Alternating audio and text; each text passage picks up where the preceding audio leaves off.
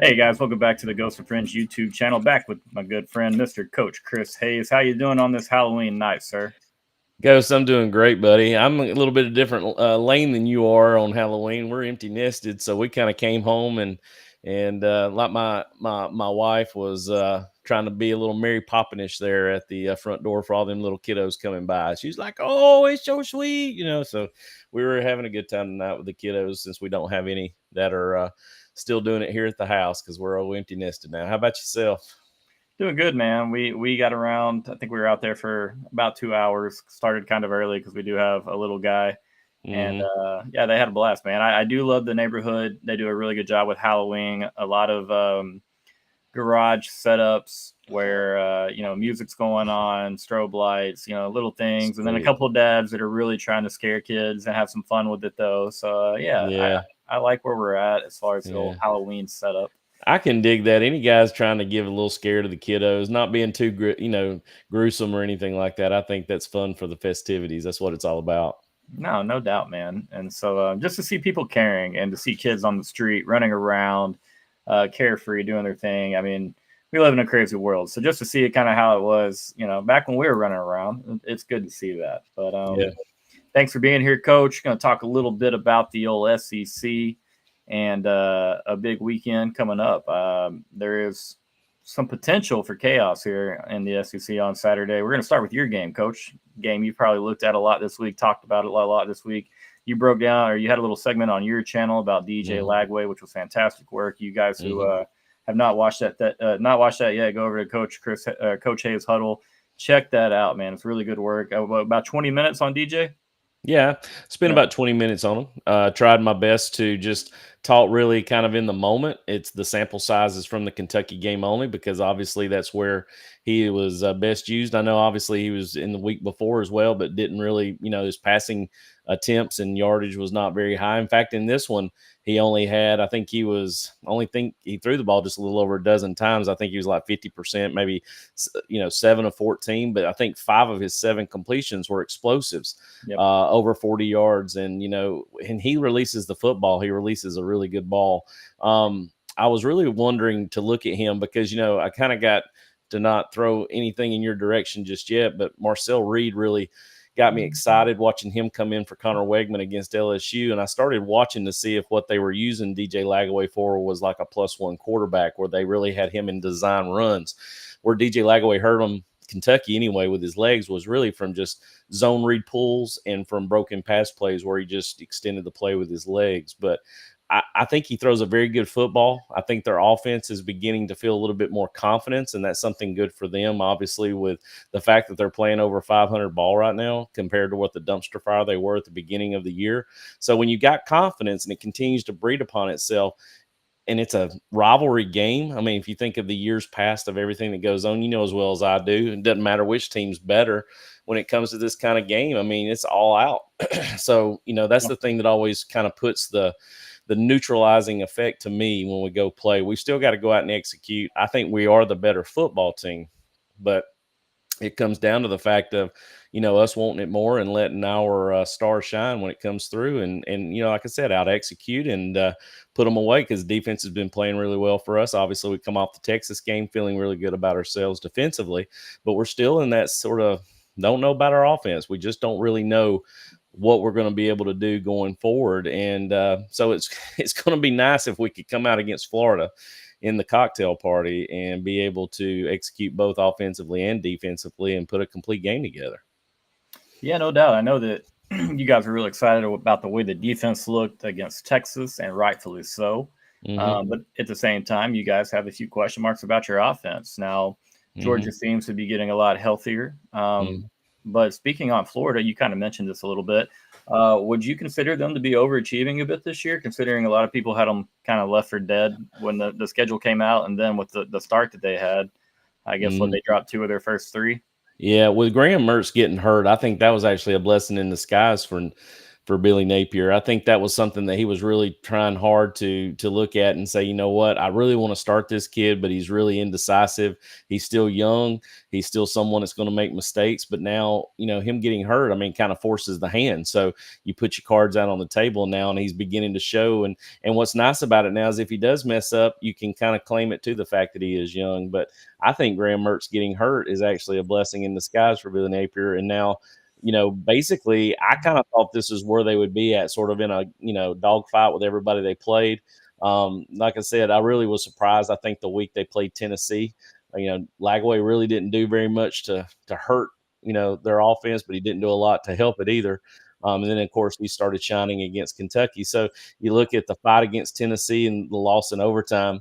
And then on top of that, you end up seeing the win in Kentucky. But I mean, even though they scored 40 plus points, he was like I said, I think it was 7 or 8 for 15, 8 for 16, whatever it was. And just one of those things where I, when you got somebody that's getting some momentum and feeling a little confidence in himself going into this big game, and I know he's obviously been preached on this week about the magnitude of this game. I don't think he really knows what he's about to get into, but it's like I said, we got to put the clamp on early. We got to let him know very quickly who we are and establish those boundaries to make him, realize that he's in for a dogfight for 4 quarters. And no doubt, well said. You don't want to get a young player like that has extraordinary ability. You don't want to let him get off to a hot start, build a lot of confidence against that defense. I'm sure Georgia will do a lot to take away, the explosives that you mentioned. He throws a hell of a deep ball, man. We saw it early in the year. I think when they had maybe Samford, their second game, he came in and looked really, really good in that one. Yep. I'll agree with you, and you never, it's not speaking ill of the kid or his injury when you talk about Graham Mertz, but I fully agree with you. Now DJ Lagway is the guy. There's no other option. DJ doesn't have to play with, Graham Mertz behind him when he did get reps on the field. And so it's his show. Just let him do his thing. Let him learn on the go. Like you said, 7 for 14, 7 for 15, whatever it was. You're not blowing people away, but when you're picking up, massive chunks of yardage on 5 of your 7 completions, that can change things. And so he's going to figure it out. To insert what you're saying there, I would love to see Carson Beck have that kind of stat. I don't mind him going 7 for 15 if 5 of the 7 plays are 40 plus yards or more. That's the vertical stress game that I want to see us have. Yeah. And that's something that's very cool to see. And that's the reason why, like I said, breaking those plays down and he has a weird throwing motion. I was really blown away by his mechanics. Yeah. Man, when he lets the ball go, God almighty, it's a cannon. Yeah, there's some guys when the ball leaves their hand, or even kickers, ball leaves their foot, it just looks different. It kind of jumps out or explodes out. Same things with guys in baseball. The ball just comes off the bat a little different sometimes, and that's the way that DJ Lagway, he appears to have a special arm for sure. Yeah. When you look at Florida, outside of DJ Lagway, what are your thoughts on the defense? And is that a side of the ball that kind of gives you a little bit of worry or pause in this game? No, really, when I was looking at their stat line, and of course, I evaluated I think a sample size of about 20 plays in the Kentucky game. I know that Shamar James is obviously the Mike linebacker. I was wanting to watch him play because, to me, I'm always looking at what the Mike can do at the second level, how he's lining up his D linemen, how he's getting them set up, how the back end, the secondary work behind them. There was not really one person that stood out. And to me, honestly, Kentucky did some good things against them, which, of course, is comparative to what we saw against us, because we look at how stale we were against them, from an offensive standpoint against Kentucky's defense. So, that's the reason why I wanted to kind of compare those two. But as you know, the games that you play and you watch and see from the beginning of the year, even week 3 compared now to where we're at, I think in week 8, that, I'm looking at the differences of seeing the defense at least seem to be flying around. They do a good job of getting to the football. They arrive with bad attitudes. But the one thing I noticed is their D-line probably to me was not as efficient as what I saw from Texas when I was, breaking down the Longhorns before we played y'all. I seem to think that there's a lot of gaps, a lot of gap potential there. They don't seem to really do a good job of squeezing downs. They don't do a good job of getting off double teams. They stay blocked very easy.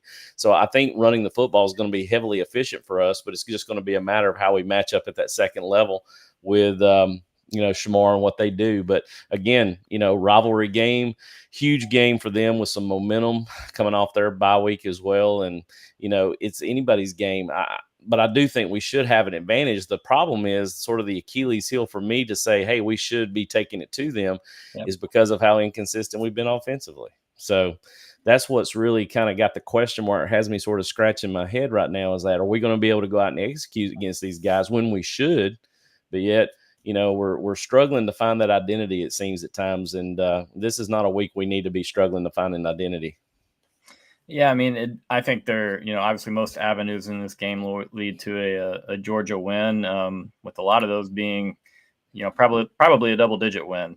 You talk about protecting the football, giving up some explosives. That, is a recipe for finding yourself in a little bit of hot water over in Jacksonville. And so I'm sure with the bye week, you turned the football over 3 times. When you came to Austin, obviously you turned us over 4. You still won that battle, but I'm sure there's been an emphasis on cleaning that up, on protecting the football, because as long as you do that in this game, Georgia's going to be very, very hard pressed to lose, in my opinion. Just too much talent on that defense. It feels like a couple of Lagway turnovers may be inevitable, because he's not afraid to force the issue, push the ball into windows. And so time will tell, man. But let me ask you this. On a confidence level going into this one, 1 through 10, where would you be at as far as 10 being the highest, of course? Me just having the coach background, I'm always a skeptic, especially I'm going to say 8.5 roughly.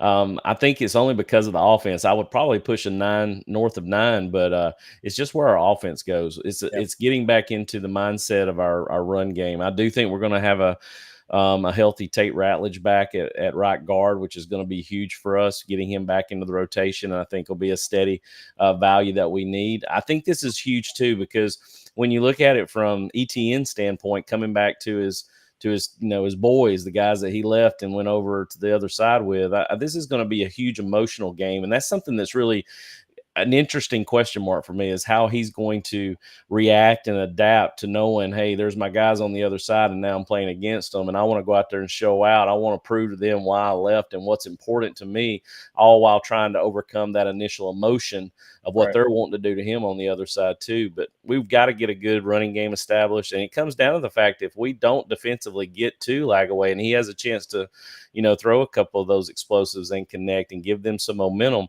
then all of a sudden I feel like we're in a bar fight. So, hopefully those things won't happen, and then it'll be an outcome that looks very familiar to what you just mentioned, us comfortably winning because we're doing our job with the kids we got. So just have to wait and see. But 8.5 roughly is what I would say right now.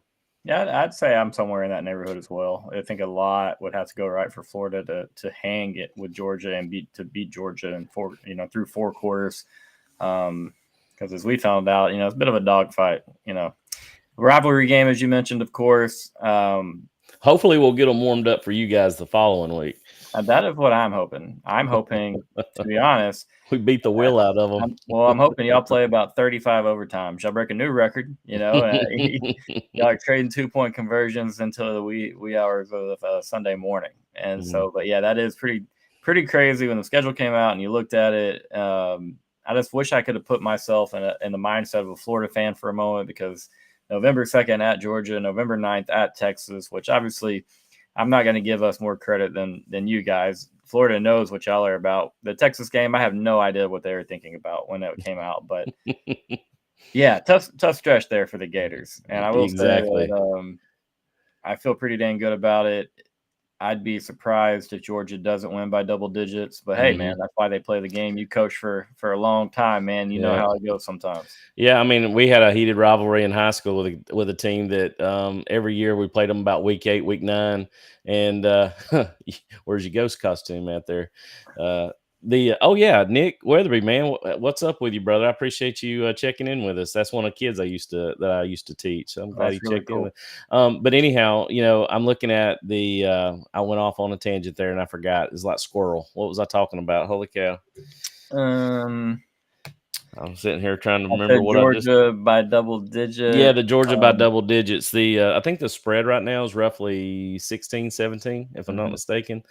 That to me is a spread we should take. A lot of people, even the skeptic in myself of 8.5, I still think we win. I think 17 is a really good number, honestly. So, the one thing that Kirby tends to do, and it's seemingly shown since he's been the head coach, I know his general hatred for this football team, and anything that he can do, if there's any kind of vendetta that he has against a program, it is definitely Florida, because he lived it during those years that Spurrier owned us Yep. from 1990 to 2001. I think roughly about 11 years. I think he won 10 and lost 1. I think 97 was the only year we beat them. And Kirby Yep. actually had 2 picks that game.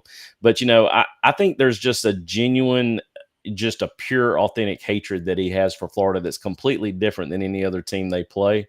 And that's the reason why I think the kids are responding as of late, especially over the last 3 to 4 years, and how we played against them, because of just that general personal disgust that he has. And that permeates into his football team. And I think the way they play on Saturday against them.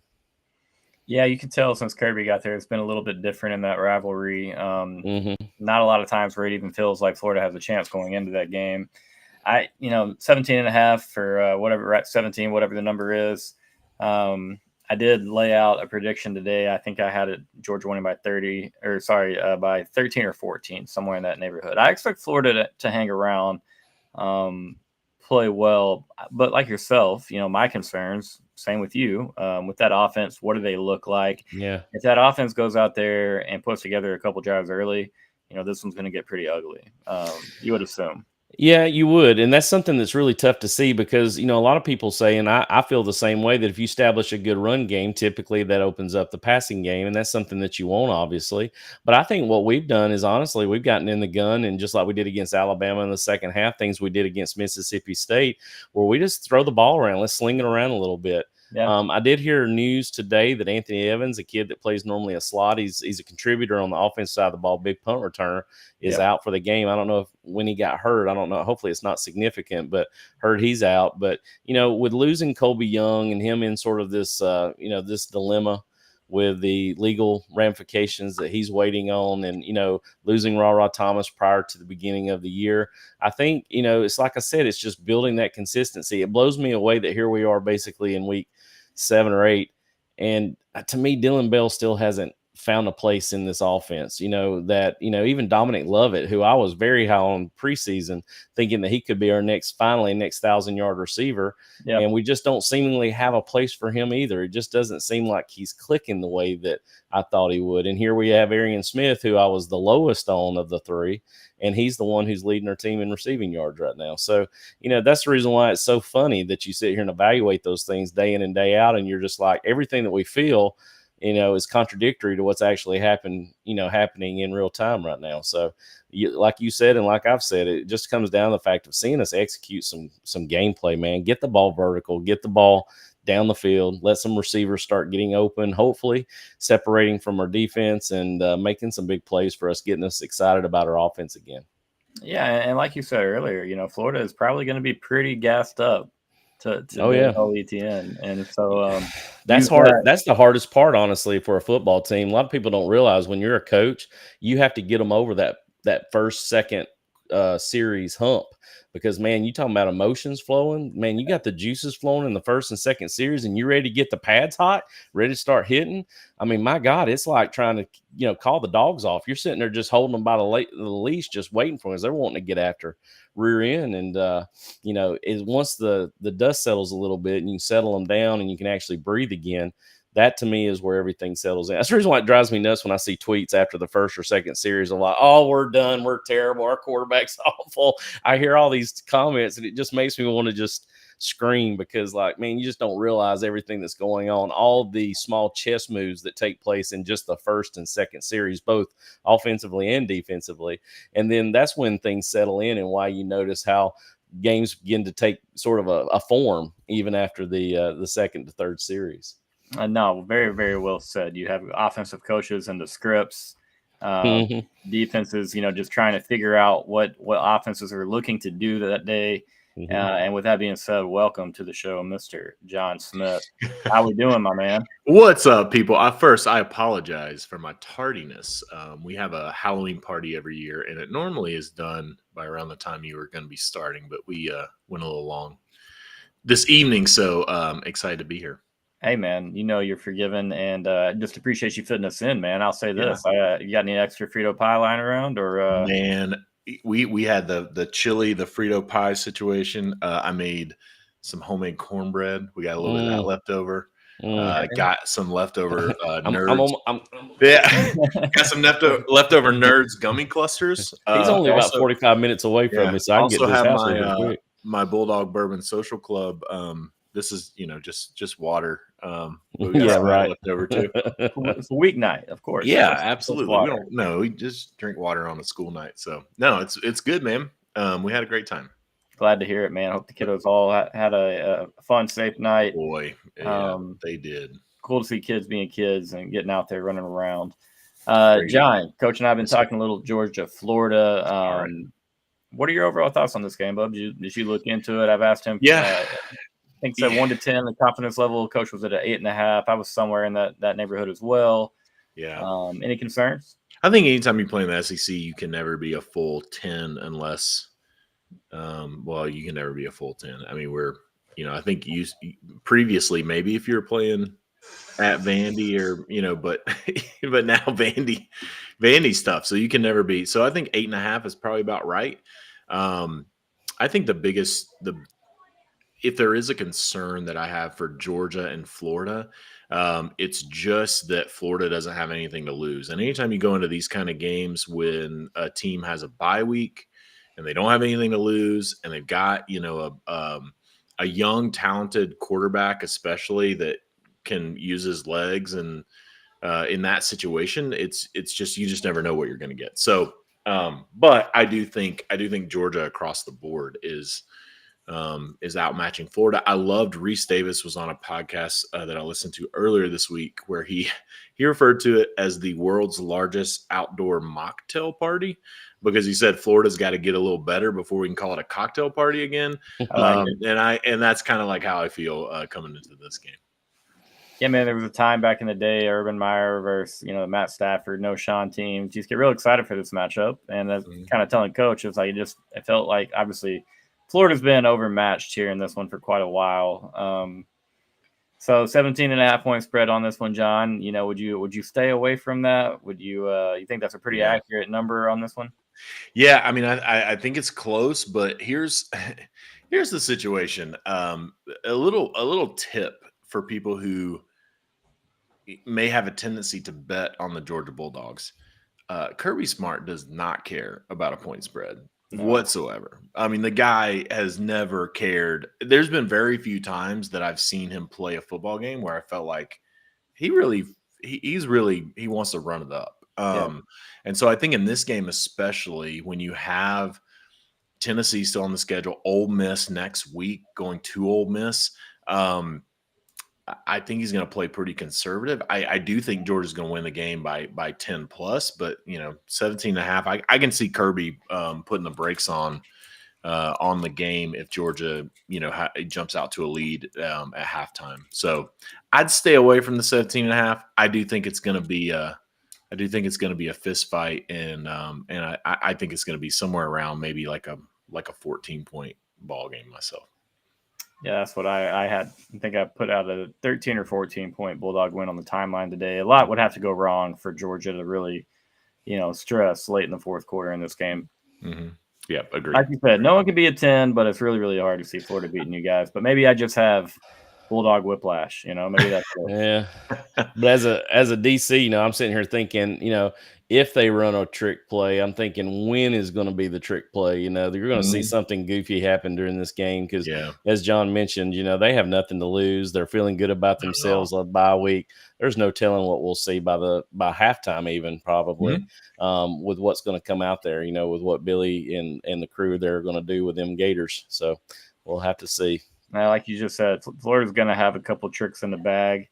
It's one thing to sit there and practice, against scout team, second team, third team, whatever, all week on your bye week. Another thing to get in there live action if you get the opportunity to pull those off, you have to take advantage. And so we'll see. It should be an interesting matchup. Definitely glad Texas is on a bye this week. This is one of the games I'll have an eye on.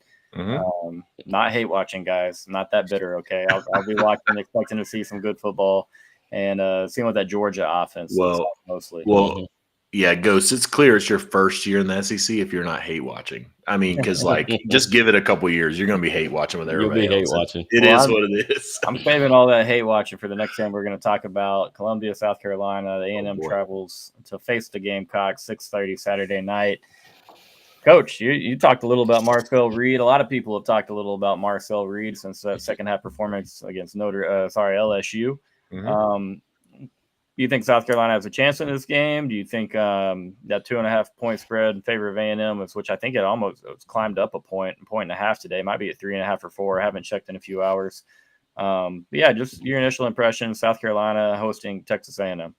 Well, the worst case scenario is Marcel Reed goes in and starts sniffing of himself a little bit, because I think, I think South Carolina is going to give him all he wants. Yeah. I think their front seven defensively are very good. I've watched them now in 3 or 4 different ball games where I thought the outcome of the game should have been different. I mean, if you look against what they did against Alabama, if you look certainly what they did against LSU, and of course I broke them down against Kentucky when they basically shunned them at home as well. They've got a very solid front. They get after it. They're taking on the Beamer ball mentality. If the offense can click, it's all about their quarterback is the issue.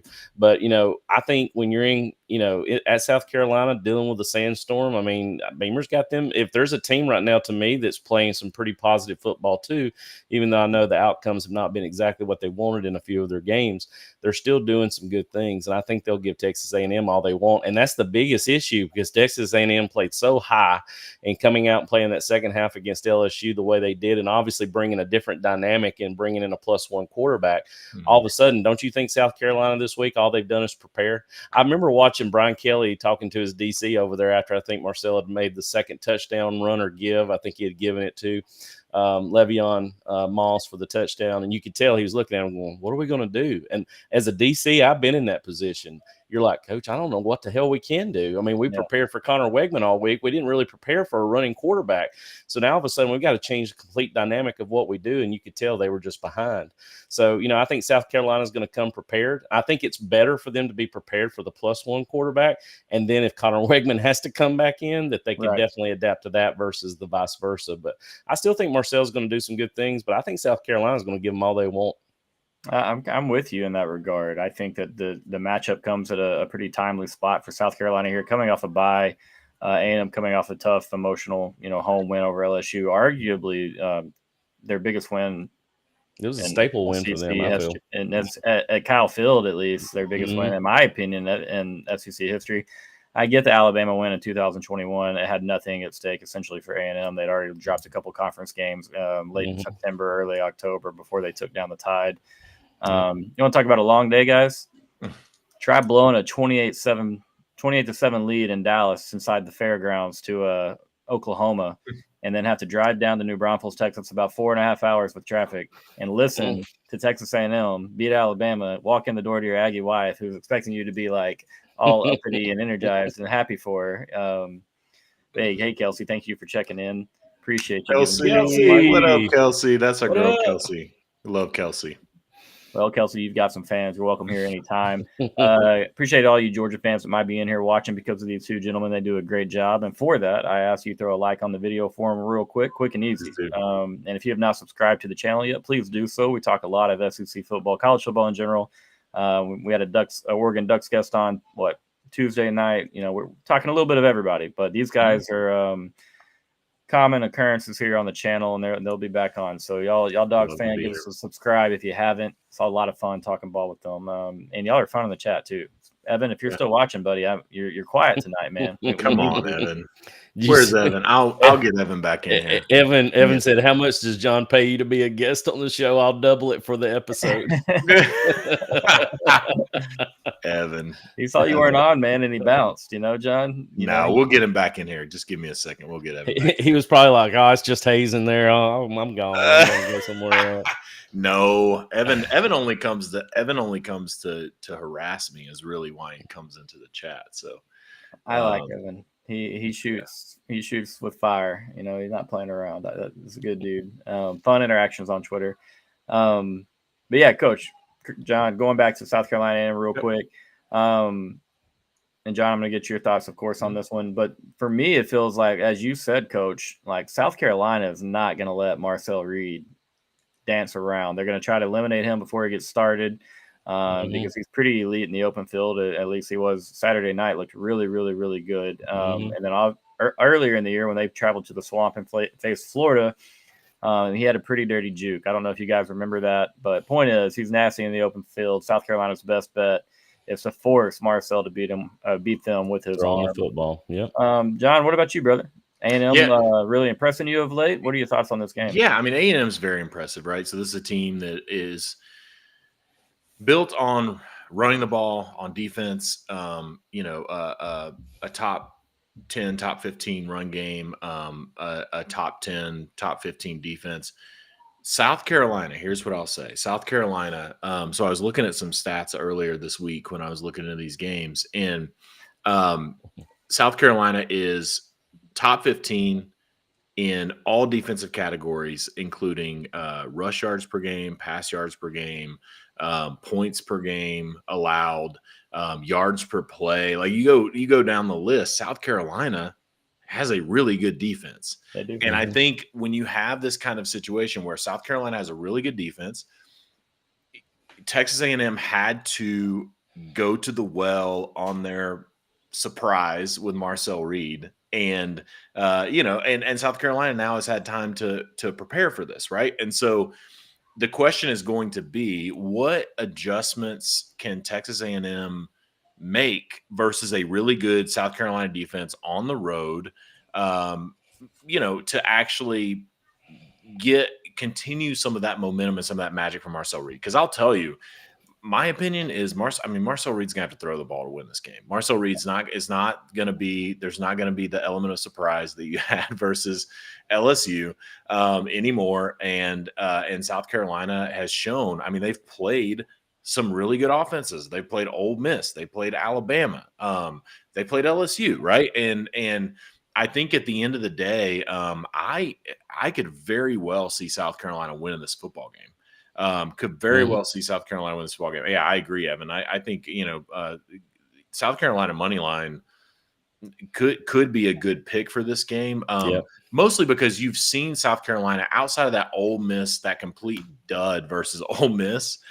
You've seen South Carolina play good enough on offense and really good on defense to win some of these games. And so I think Texas A&M fans, it's going to be interesting, right? Because we've all been there where you have a guy come into a game, he shows out, you just get all excited, and then the next week you go, and then a team just shuts him down. It's like, what in the world happened? It's like, well, they're good coaches and they're good players, and they scheme. They saw what you had. So we're going to see if Marcel Reed can throw the ball. We're going to see that really quick, or maybe we'll see, maybe you go back to the well with Connor Wegman.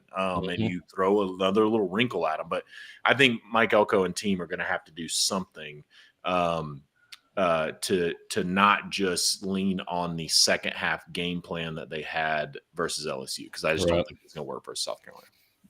No, I'm with you right there. Both of you guys, I think y'all nailed the takes on this game. Marcel looked really good. The two passes that he threw last week, 2 for 2 for 70 yards. He took the top off of a little busted coverage there for LSU after they cut it to a 1-score game. But this is after he's already made his imprint on the ground and was dancing around Tigers. And they were lost on defense. Let's call it what it was. They looked lost against the option read almost every single snap. And I think they were tired of tackling Le'Veon Moss at that point. Yep. And so, like John said, you nailed it. They don't have that element of surprise, and it's not knocking A&M. This is a tough spot, turning around South Carolina off a bye. My thing is, I'm curious about is that Ole Miss game that you referenced, John. South Carolina looks so bad in that game compared to what they did against LSU at home, and that was the game previous. They just had a bye week before, so I'm thinking Beamer is like, whatever we did on the bye week, we're going to scratch it. We're going to find a way to focus up a little bit more. I think we see South Carolina come out here with a hot start. I think that'll be a big key for them actually pulling off the upset. I will say this, Evan, I trust you, but also at the same time, the gambling segment that we do every Wednesday night, me and Brandy Mack, I did give out South Carolina money line. I feel pretty good about the spot for Shane Beamer's boys. Good stuff. And Coach, any parting words on this matchup before we move on? I was going to say, if you look at it, this is the closest thing what they run. And what's so cool is the offensive coordinator when Marcel came in, you could just tell, man, he was in his bag for him. Yeah. It's the closest thing to the triple option that we used to see under center. I mean, it really is. It's the closest thing when you've got a guard and tackle pulling for power, but yet you've got stretch running the other way, and he's reading one guy to whether he hands it off for stretch or pulls it for power. Oh my God! And you got just athletes running everywhere. The discipline that it takes, I do think they're not going to, deviate from that. But I agree with the assessment. They're going to have to beat them, I think, throwing the football. That's ultimately what's going to be the difference maker for them to win. So I agree with both of y'all's assessments on that too. And not to harp on this game too much, but yeah, that's really well said. A&M's offensive line played a lot better when they were kind of thinking less, not just dropping back into standard pass protection. They did not protect Connor Wigman at all in that first half. No, they didn't. He didn't necessarily look great, but he also didn't have a chance, really. I mean, LSU was steaming down his neck every time. Now, it's a completely different offense, so as you said, with Marcel Reed in there. And that was a point I made earlier in the year when Marcel Reed was playing for Connor Wigman, is Coach Klein from, we saw him in the Big 12. We saw him at Kansas State. Him with a running quarterback, he likes that +1. He's going to take that, and to me, that's what he wants. Yeah. But if you think about it though, what if Nussmeier doesn't go crazy bonehead on you offensively? I mean, that didn't help either. What if LSU doesn't completely abandon the run game and have Nussmeier throw it 50 times? I mean, that's to me, I think, and Brian Kelly said in the post game, but to me, I think the biggest issue is I think LSU panicked and abandoned that run game way too early because they only attempted 21 or I think 21 rushes. If you take sacks out of it, it's like they only attempted 21 runs, and it's like, dude, that's a tough place to live. I understand that Texas A&M, their front seven is really good, but yeah, to your point, Coach, if Nussmeier doesn't go all bonehead on you, but also like if you don't put Nussmeier in a position where he's throwing it 45, 50 times to try to win a football game, when you have supposedly one of the best offensive lines in the SEC, one of the best, run games in the SEC, and I still don't understand like why they wasn't like they were running the ball poorly or anything. Nope. But yeah, Nuss. I mean, did y'all see the was it Chris Mays, the A&M defensive back that picked him off twice? Did y'all see his post game press conference? Did not. He was like, they were like, what were you thinking, when during those 2 interceptions? And he was like, well, the first time I was like in front of the defender and I was right there and he got ready to throw. And I was like, I know he's not throwing it to me. Cause like, and then the second one, basically the same thing. He was just like, yeah, I don't know what the hell he was doing. He was covered up both times on, those picks. Not the best half of football for him. Obviously, there were other interceptions other than those 2, but yeah, you can't abandon the run game there. That was always going to be a 4-quarter game. It did look like they panicked. They felt the crowd. They felt the energy. The roof kind of came off when Marcel came in the game, scored on his first play from scrimmage. And, wild scenes. And so I definitely wanted LSU to win that game just because I don't like when A&M gets a lot of pub. And, man, they have definitely gotten a lot of pub since that game. I've seen all types of A&M hype. But like you guys just said, that's the reason I'm not fully invested yet. LSU just melted. It takes 2 to tango, and when there's that big of a discrepancy in the second half, score-wise, yardage-wise, turnover-wise, one team's doing something really good, and the other team's also screwing up pretty handedly on their own. So humility is 1 week away, brother. Y'all have an official pick on that game for South Carolina and Texas A&M? Yes, sir. I'm definitely going to take the points. I think South Carolina probably wins it in the neighborhood of 7 to 10 points. I'll call it 27 to 17, 27 to 20, something like that. There we go. I was gonna say a little bit closer. I think it'll be a 27-23 kind of game, probably somewhere around there. But I do think South Carolina wins the football game. I really do. And can I just say this because I'm watching the chat? Evan talking about my Oh. shirt. Listen, we had a Halloween party. I had about 20-ish people, family over my house. Entertaining guest. I Evan. dress relatively nice. There's no need to come in and comment on the denim shirt immediately. Listen, just slow your roll. Thank you for being here. Slow your roll. Evan says 26-24. I say 23-20. We got a full panel of cocks here, and so sorry guys, I couldn't just clip that one, please. Clip There that. you go. Full panel. Let's go. Shane Beamer and the boys taking down A&M. All right, going to move on real quick. Talk a little Rebs and Pigs. Ole Miss -7.5 at Arkansas.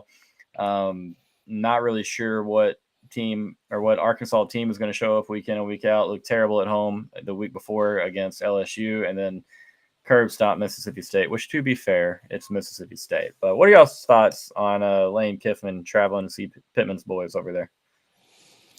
I'll let John start with. Yeah, I'll go first. I think this is a get right game for Lane Kiffin. If there is a get right game, what I mean by that is I think Ole Miss offense has been disappointing by Lane Kiffin's standards, I would say, the last few weeks. So, you had that dud at Kentucky, beat South Carolina, but didn't necessarily play that well on offense. You just had a South Carolina team that just played their worst game of the season. Right. You lost in overtime to LSU. You only scored 26 points versus probably one of the worst teams in the SEC right now in Oklahoma. And so I think the identity of the Ole Miss team for Lane Kiffin has always been that offense, right? It's always been Jackson Dart. It's always been the skill players. And the defense has been playing really, really well this year.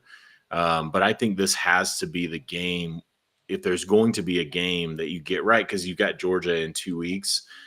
So I do see, Lane Kiffin probably trying to dial it up a little bit, trying to be a little bit more aggressive. And so I don't know if it'll work, but I do think Ole Miss is going to win. I think Ole Miss is going to win this football game. I think it's a little bit of a bounce back game. Even though they won last week, I mean, Lane Kiffin was clearly not happy with that game. It was an ugly game, especially versus an Oklahoma team that is just not very good. So I think this is a get right game for Ole Miss. So we'll see what happens, but I think they're going to win the football game. I like it. What about you, Coach? What do you think of this one? Well, if you look at what Ole Miss did against, Oklahoma, Jackson Dart looked like a kid that had lost his toy in the mall without Trey Harris. You look at his receiver core, and, to me, I don't know if he's hurt still. It depends on whether or not he's going to be 100%. But you could just tell he just didn't really feel any confidence of throwing to anybody as the game went on. So, Harris being completely healthy, I think will play a part into that. I love Sam Pittman. I've always liked Sam Pittman. I like his demeanor as a coach. I like what he's trying to do with a team that he really loves and cares about and is heavily invested in. I kind of agree with John, though. Lane Kiffin's got to come out with he can't hold anything back in this situation. But I think it's all going to be whether or not, you've got a healthy Harris or not for him to throw to. If Harris is if Harris is healthy, I think they come out with probably a couple touchdown win in Arkansas. But if he's not healthy and Jackson's, struggling to throw the football around to get any productive motion from what Lane Kiffin wants to do in that offense, I think it's going to be a battle. I think you're going to be seeing something like 27-24, either way within a field goal of a game, the majority of the game. And whoever, like I said, can come out with the more executed, plays towards the end, I think is going to see the winning of that ball game. So I'm going to go ahead and say that I think that it'll be probably in the neighborhood of a field goal. But, Lane Kiffin's got to come out with, both gloves on. There can't be anything to be held back, because if he does lose this game, that's a big difference. Because, the mercenary we talked about in his defensive group from the portal, it's showing that consistency that we figured it would show, where he goes out and looks really good, in the first 3 or 4 ball games this season. He had to run those stats up, but once he started having formidable teams to play against, you saw those stat lines go down,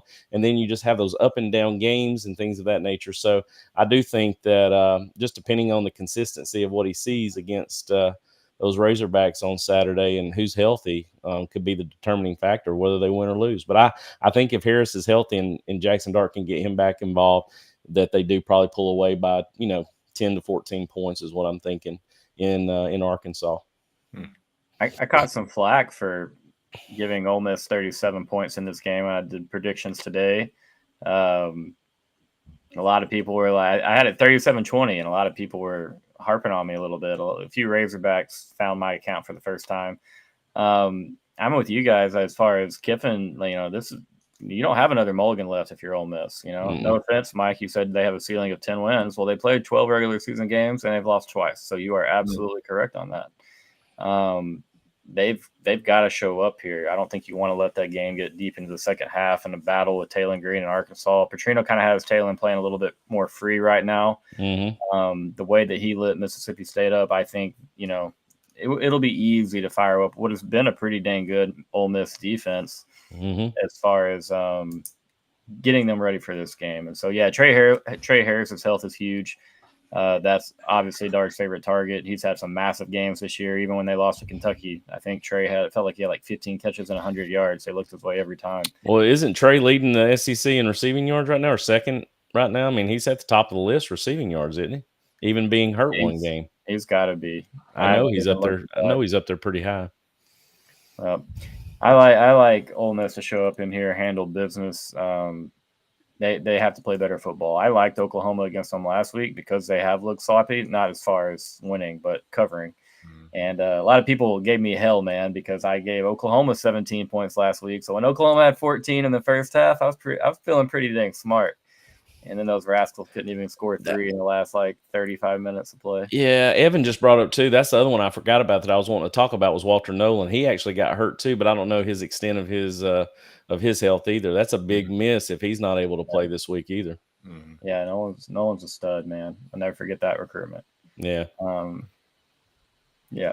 All right. Any chance Kentucky hangs with Tennessee guys, or the balls in that defense going to handle those little cats? I don't see. I mean, Coach, I'll let you give the full analysis. I'll just give you my brief synopsis. I don't see how Kentucky's going to be able to score.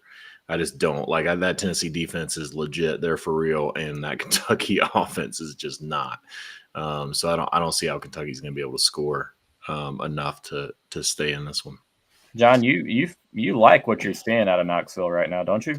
I like the defensive side of the ball. Here's what I like. What I like with Tennessee is this is the first season that Josh Heupel has been able to win football games in a non-Josh Heupel way, running the football and playing physical defense like that. He literally is winning football games in a physical, old school kind of way.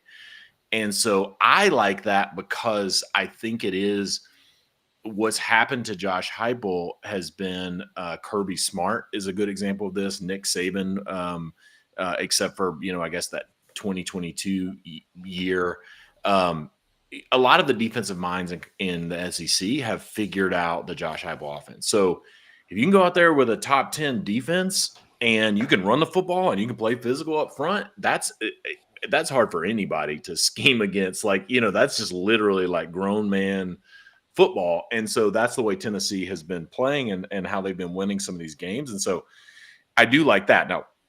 Now I think, you still you're going to have to be – Josh Heupel is going to have to figure out Nico's situation, because I love the quote, the meme that I saw where at the halftime versus Alabama, where it said, if anyone can overthrow the North Korean government, it's Nico, which I thought was or it was the only man who can overthrow the North Korean government. And it was a picture of Nico because he was overthrowing everybody.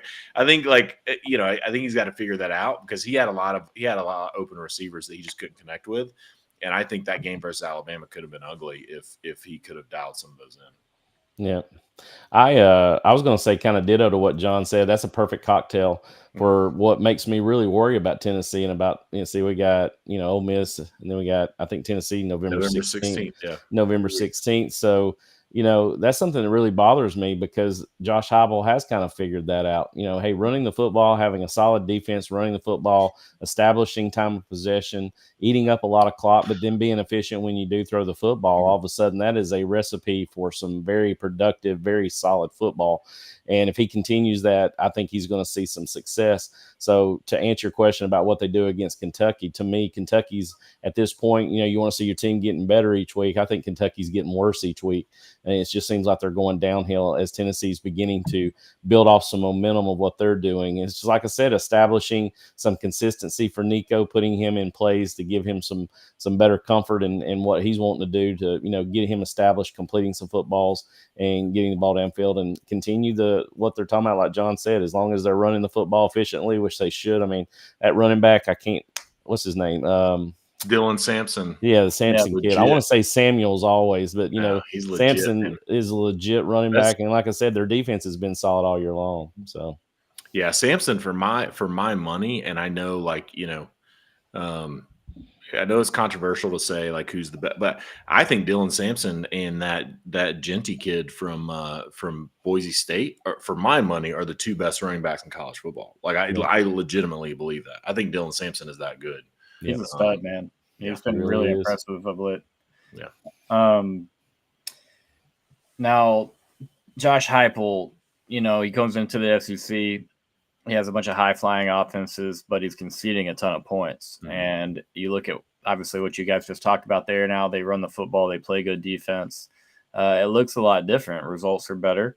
Heupel was the last national championship winning quarterback at Oklahoma, year 2000. So, yeah, Sooners, if y'all hear this, it's been 24 years. But, it reminds me, watching Tennessee reminds me of those Oklahoma teams. I was just a dozen years old watching that, but very physical on defense, hard-nosed, stop the run, decent enough on offense, ran the ball well.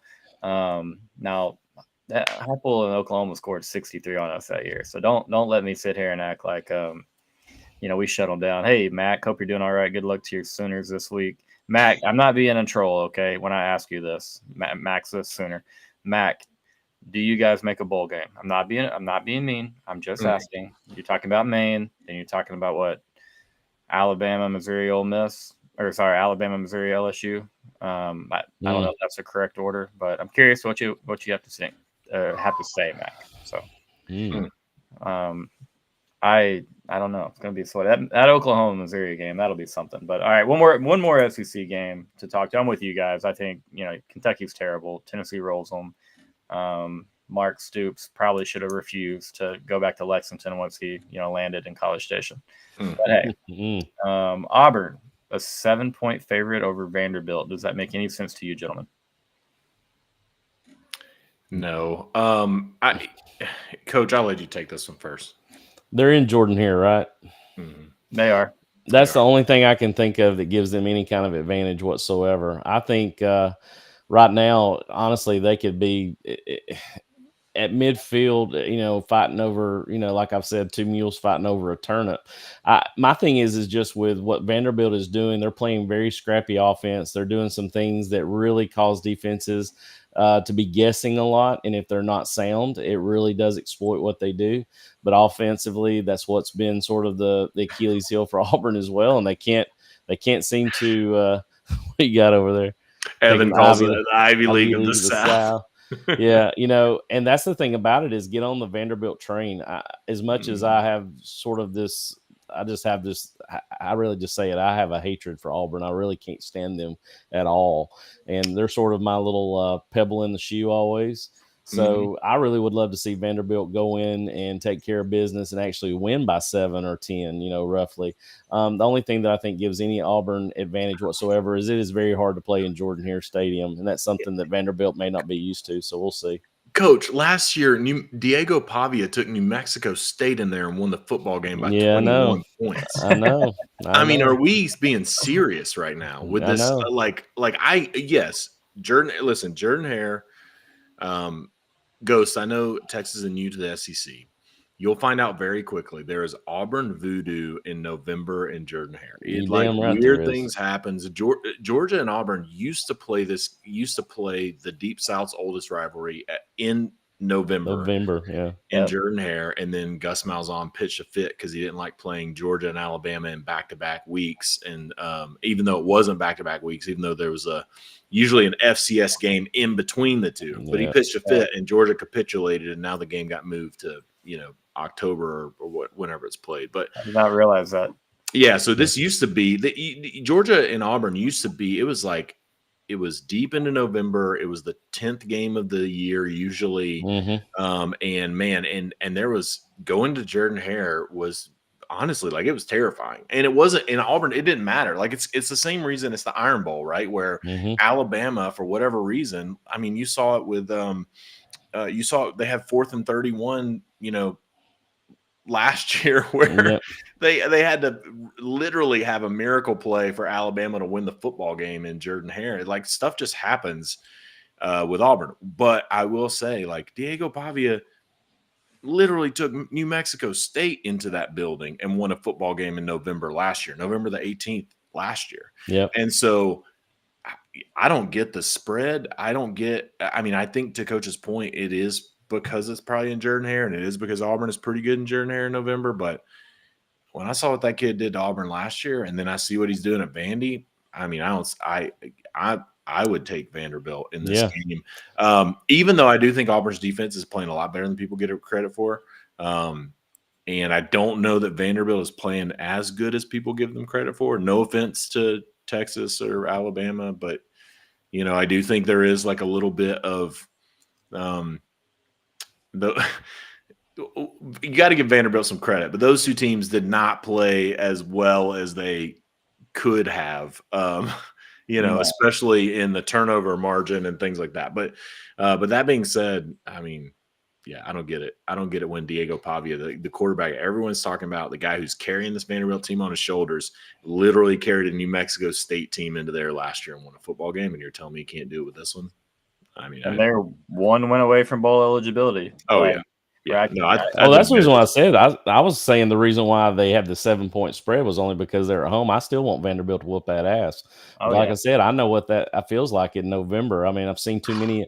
I've seen the prayer in Jordan-Hare, and we've seen it as Georgia fans as well, seeing that ball bounce off Georgia people. No, my favorite, quote unquote favorite, was Georgia. I mean, in 2017, Georgia went into Auburn, ranked number 1 in the country. Undefeated, it looked like unbeatable, and Auburn won the football game 40-17. And that Auburn team was good, but they weren't world beaters. So we've seen all kinds of things happen in that stadium. So yeah, that's exactly like you said. Definitely new to the SEC, but I remember where I was when the prayer at Jordan-Hare happened. No offense, guys. I was rooting for Nick Marshall and the Tigers in that one. And then kick 6 happened, just a couple of weeks later. And so like that's all the proof I need to see right there. And then also, I hate to say it, but I believe in Sooner magic as well. I've seen a lot of that with my own eyes. And so even Jordan-Hare got to see a little Sooner magic late September when the Sooners stole one from Auburn. But yeah, I'm with you guys. It's hard to make sense of the line. 7 points is a ton for Auburn to have against anyone. And by the way, to caveat off what you said, John, didn't Georgia play Alabama? What you said about Gus Malzahn about crying about playing us in Alabama? Didn't we play Alabama and Auburn back-to-back weeks this year? Yeah, we did. Yeah, and it's I thought. Wait, did we? No. We played Mississippi State in between those two. Right? No. I don't know. You and I went to the Auburn game, John. Coach. Yeah, Coach. I've been I'll have to look it up because I drink a little bit too much water. I'm sorry. You're a little waterlogged right now. I'm a little waterlogged, a little hydrated, so I'll just have to take a little gander here. But yeah, I mean, Georgia. We did. We played at Alabama, and then we played Auburn in Jordan-Hare or in Sanford Stadium. Well. I will be surprised if Auburn covers that spread. I'd be a lot more surprised than I would be by any of the other results in the SEC regarding spreads. I hope Vanderbilt wins. I want Vanderbilt to win. I think everybody wants Vanderbilt to win there, unless you're in Auburn, Alabama. But yeah, it almost feels like Vegas is just like begging you to take that 7 points in Vandy's side. And hey, Vegas is made of gold for a reason, but it definitely feels like they got this one wrong. So yeah, we'll watch and see. Guys, just a few more minutes here, if that's okay with you guys. Yeah, it is Halloween after all. I feel like it's only appropriate that we talk a little bit of Halloween candy, get into it just a touch. Are y'all past the age of where you're indulging in some good old Halloween candy, or are y'all still partaking? Do I still listen? What kind of question is that? I making sure we're not wasting our time here. No, man, no. Listen, I love candy in general. I love Halloween candy especially. And I still have so I have a 15 and a 12-year-old, almost a 13-year-old at home. And we also have our neighborhood where we live is just like it is a super high traffic Halloween trick-or-treater spot in our little town. And so I have the dad tax. So he's already listened. Evan has already listened to another podcast where I talked about my favorite Halloween candy. So don't take that bet. But Ghost, I have the dad tax, right? So of course I love candy because my kids go out, they trick or treat, they come home with like 3 pounds of candy each, and I get to take the dad tax. So I take, from their spoils and build my own little pile and teach them about taxes. And so I have taken the dad tax tonight, and I love candy. Well, that's my man. My daughters have wised up with the whole dad tax, have started to hide their gatherings of candy somewhere in their room. And so last year I, out of spite, was like, you know what? I don't even really want it that bad, but I need to find it just because I need you to know, like, hey, if I want it, I'm coming for it. Yeah. How about you, Coach? You still dabbling in some candy? Oh my goodness! Even empty nested, I'm gonna definitely have something in the drawer, man. I've got to get after it. I said earlier before John came in, my wife's sitting there like Mary Poppins at the front door with all the little kiddos with her little stuff, being able to hand stuff out. Oh, dear, so pretty little kitties, and handing stuff out. But I don't know. It's always because of the sunflower seed days, peanuts, pistachios, that kind of stuff. I love things like Skittles, sour Skittles. That's a non-chocolate candy. But I'm gonna tell you what, my liquid. If I knew what crack really felt like in my body, I have to kind of use it as a metaphor here, but my liquid crack is Reese's Pieces, whatever we call it, Reese's Pieces. I don't even know how to say the damn thing, but anyway, Reese's Pieces. But oh my God, I could eat a whole bag of those things. That's our traveling candy. Whenever we go anywhere, my family's done it for 25, 30 years as we've traveled with the fam. We always had to have that big family pack of the Reese's Pieces and take those with us. And those things are so good. I could eat a whole bag thinking about it. Let me ask y'all this. If you can only do fruity candies or sour candies, you can only do those or chocolate. Which one are you siding with there? My 25 to 30-year-old self would say chocolate, but my 50-year-old self says the sour fruity candy now, like Sour Patch Kids, the gummy worms that are sour Skittles, things like that. Probably my go-to. John? I'm going with chocolate, and listen, I love the fruity, like sour stuff, but I still have a little bit of growing up to do to reach the coach's level of just indulging in the sour fruity stuff. Now, don't get me wrong, a frozen Snickers is really good, or a Reese's Cup. I ain't gonna lie. So that takes me back, man. The old East Texas days, going to the local pool, the city pool, and the only way they could keep all the candy, from melting was to put everything in the fridge or freezer. And so I was introduced to the frozen Snickers, and I was like, what the hell is this? I can't bite through this. I'm going to break my little 8-year-old teeth. And now I don't ever want to have a Snickers any other way. I will fry a Snickers. You go to the Texas State Fair enough times. I was about to say, you go to Texas State Fair, you're going to fry something. Snickers, yeah. Fry Oreos, Twinkies. The kids all like the Twinkies, so we'll fry those up. Like that. Well, so I mean, I would side with Coach here. I'm going to go with the sour stuff, the fruity stuff, Sour Patch Kids, sour Skittles. What's the all-time favorite? Apparently, John, you've already discussed this. Going to ask you. Yeah, mine is going to be the holiday, like the seasonal Reese's Peanut Butter Cups. So there is a significantly better peanut butter to chocolate ratio in a Reese's pumpkin or a Reese's Christmas tree or Reese's Easter egg or a Reese's heart at Valentine's Day. So that's my go-to. That's what I like. And I actually have, I'll post it on Twitter underneath this broadcast, but I actually have, I actually tweeted it. We have a candy bowl of candy of all like the sour, gummy, stuff, whatever. And then we have another candy bowl of all, I don't know, it's Almond Joys and Kit Kats and Snickers and all that stuff. Then I have a bowl that is nothing but Reese's Pumpkins. And that's that's my bowl. So that's my go-to. I will say for me, if I'm going to go the fruity and the sour stuff, those Nerds gummy clusters, if you haven't had the Nerds gummy clusters, those things are like freaking crack. Like those things are so good. And so when I want the sour, like fruity stuff, that's where I go to. But no, I have a whole bowl of Reese's Pumpkins that is just mine, that I keep for myself around this time of year. You nailed it as far as the better ratio of chocolate to peanut butter on all of these seasonal. The Christmas trees for me, I don't know why. I think those are just next level. So good. But yeah, the pumpkins, Easter eggs, they're all dang good. Coach, what do you got, bub? Well, when you look at it, I'm going to go with the Troll gummy sour worms. I love the blue-red hybrid worms. Those are the best ones of the group, but I love the whole bag, man. I dive into those all the time. I definitely enjoy the peanut butter to chocolate ratio and those Reese's that he's talking about. But you just take me back to, good old-fashioned Reese's cup in the freezer and biting down on one of those, just good hard chocolate with the peanut butter. It's good stuff, man. Yeah. If I get Reese's, it goes straight to the freezer. I'm just glad no one said Dots. I saw someone that I follow on the timeline. Someone did a podcast. Someone talked about Dots. I was really hoping it wasn't John.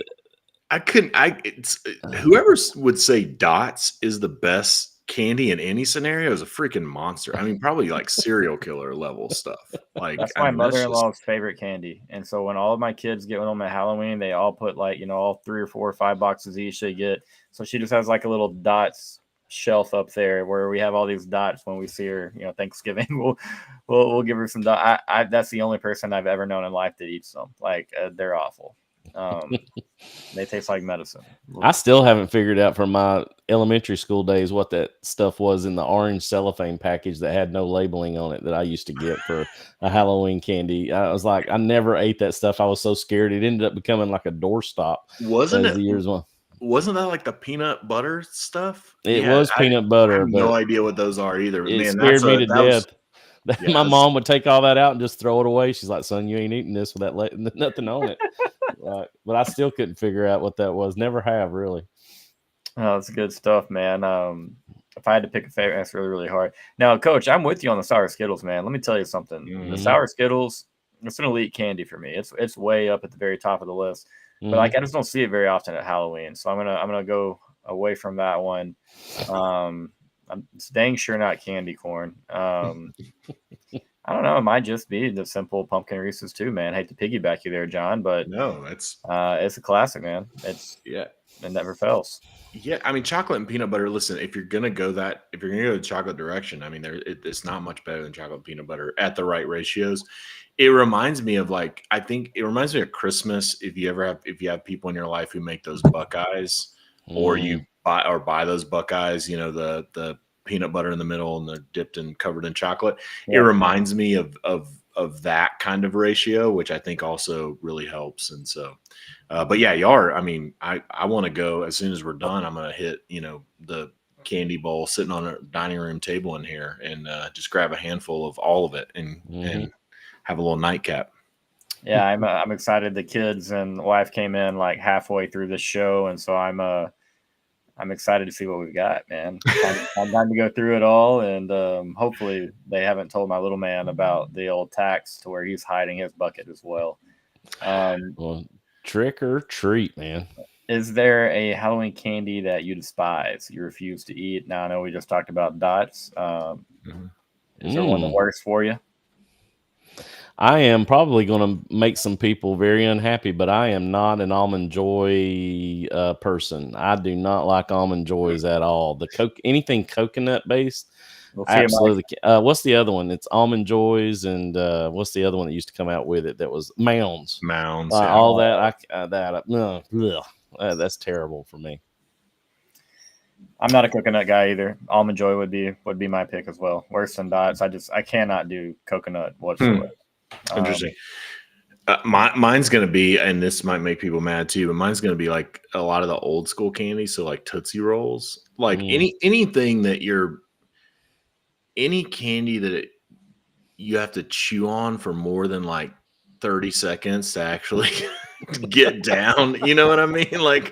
Like Tootsie Roll. Like when you're sitting there just chewing and chewing and chewing, it is not worth it for me in any scenario. Too much work. So I think for me, I mean, I think I'm gonna say Tootsie Rolls. I would also put, now this is controversial depending on what side, but Whoppers get handed out a lot. Those little, you know, and a lot of people like them. I get it, but man, I just can't. I'm just like, why am I biting into this like malty wafer covered in like this? The chocolate isn't even that good. It's like, so those two for me, like Tootsie Rolls and that, like, and those Whoppers, y'all can keep those all day long. And I think oddly enough, maybe they're the worst for me because those are the last things left over in my kids' trick or treat basket. Yes. Like every year, like they will eat everything, and I'll go in there to try to get some. I'll walk in and I'll look in there, and I'm like, it's friggin' Tootsie Rolls and Whoppers. That's all that's left. And so yeah, those are not good. I'm with you on the Whoppers, man. That's kind of like chalky, like you said, malty. Like there's nothing I like about it. And from start to finish, not a fan. I see them catch a lot of hate, to be honest. So I think it's an appropriate level of hate that they receive. Yeah, Almond Joys are awful. I'm sorry if we offended you, John. I feel like you like coconut a little bit.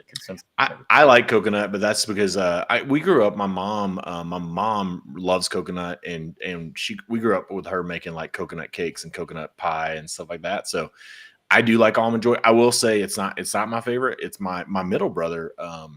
That's his favorite Halloween candy is an Almond Joy. He has an unhealthy obsession with coconut. I feel like he loves coconut. It was your brother. Your brother's the Dots guy. Yeah. That's the one. That's why I said you got to be a serial killer, man. Like, so you got to be a monster. Man. Yeah. No, my brother. You said you talked about one brother, and I was like, wait a minute. I know it was my two brothers. Two. Yeah, my two brothers. Those two, their favorites. So we started this podcast. We don't have to talk about this in detail right now, but we started this podcast to give. Every week we have like 3 segments where we give the best thing we saw this week, the best thing in sports this week, the best thing we ate this week, the best way to spend $100, whatever these things are. That's what we're going to be talking about. So we did best Halloween candy as one of our segments this week. And so I, like a normal person, chose Reese's Pumpkins. Like, I mean, because they're good. They're actual good candy. My middle brother chose Almond Joy, which I get. Like, if you like coconut, I get. I don't think it would ever be a situation where that would be like my favorite, even though I do like coconut. And then my freaking youngest brother, Dots. And to be honest, guys, like, literally, I've lived, I've known these, clearly my brothers my entire life. I'm the oldest, like probably closer to them than anybody in my life, legitimately. In many ways. And when he said Dots, I was the most surprised I've ever been in like a long time. I was like, Dots? Yeah, your response was that. I was like, I'm as surprised I've ever been about anything with hearing that out of his mouth. And then after the show, for the record, he was like, dude, he's like, I'm not kidding. He's like, I love Dots. Like, I was like, you just said that to be funny. He's like, no, I love Dots. So you learn something about people every day. But yes, that's where that came from. Yeah, I mean, I saw that and I didn't realize he was following me on Twitter, so I followed him back immediately, and I was like, if that's the first take I saw from the guy, I got to see what else he has in the bag, man. Well, he also said that he doesn't really like mac and cheese. So, I mean, guys, I'm telling you, he has some bad takes, and his bad takes are related to food. Our buddy Lounge Dog, that you and I interact with from time to time, Ghost. Lounge has bad takes about a lot of things. He has decent takes about food, except for his mac and cheese. But those two together, I'm like, two of my closest dudes, and I don't know what's happening. I this week I was like, wait a second. You like dots, you don't like mac and cheese. Like, what is going on?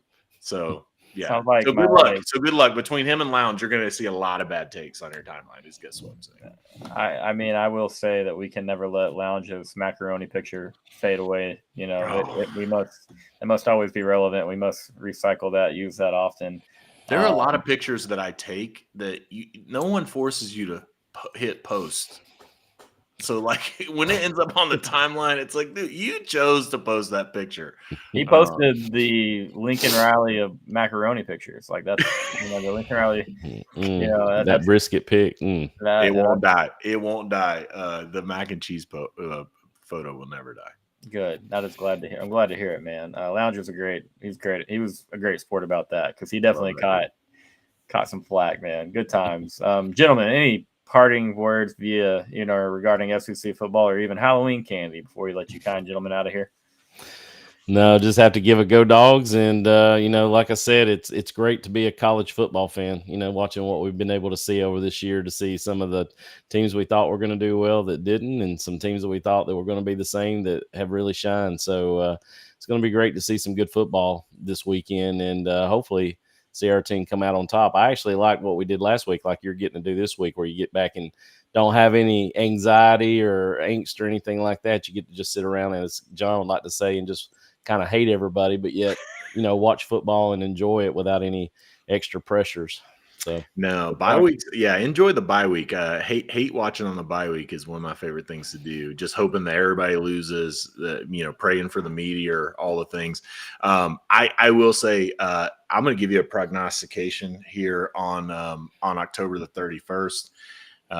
I think Georgia and Texas are going to meet again in Atlanta for the SEC championship. I think these games are all going to be good games over the next few weeks. But I think the SEC, I think those two are at the top of the conference, and especially, like, don't be surprised if Texas A&M loses South Carolina. Don't be surprised if LSU loses to Alabama. I mean, there's a lot of these games that feel like foregone conclusions for like national media. November, it gets really, really wild in the SEC. And so I think these weekends, when you look and you see these games and you're like, oh, there's not like a marquee game, Florida's down, South Carolina hasn't been that great. You start looking at Ole Miss and Arkansas. You start looking for like a flashy game in the SEC, and you don't see one. No. I think that's the time that that you just get the best football and you get some craziness happen. And Evan has asked how much I pay to come on the show. I don't pay Evan. I just suck up to Ghost, and he'll invite you on. It's pretty easy. Like, be friends with people, and they'll invite you on. So take that as a life lesson. Yeah, I mean, John's kindness. I had to bark on this channel for you, gentlemen. That's how much I sucked up to Ghost. I had him barking on the channel with a bet. Like, that's how. Yeah. So there you go. Christ, I've talked about that almost every episode since we did that. Just continuously apologizing to people for what they had to witness, or for those who did watch. But nah, man, I agree with you guys. Craziness, it could start right now. There is writing on the wall for hey, we might see every SEC team with 2 conference losses, by the end of this. Very possible. Very possible. A&M still has to travel to Jordan-Hare in late November. You guys just talked about all the the difficulty that could bring. And so, yeah, a lot of fun. Gentlemen, I really appreciate you guys joining me, bringing your crowd with you. It's always fun to have your dogs in here. Evan, I thank you for coming back. You gave up on us for a second. John brought you back. I hope you win all your bets, brother. So Evan's my guy. Evan, y'all go follow Evan. Evan is I'm sorry in advance if you follow Evan, but go follow him. He's a good dude. He's a good guy. Yeah, good guy, good fun. Guys, thanks for your work. Please, if you're watching still, go throw a like on this video for these two. They were incredible as always. Sub to the channel if you haven't done that. A lot of fun content coming up. So yeah, everybody have a good, safe rest of your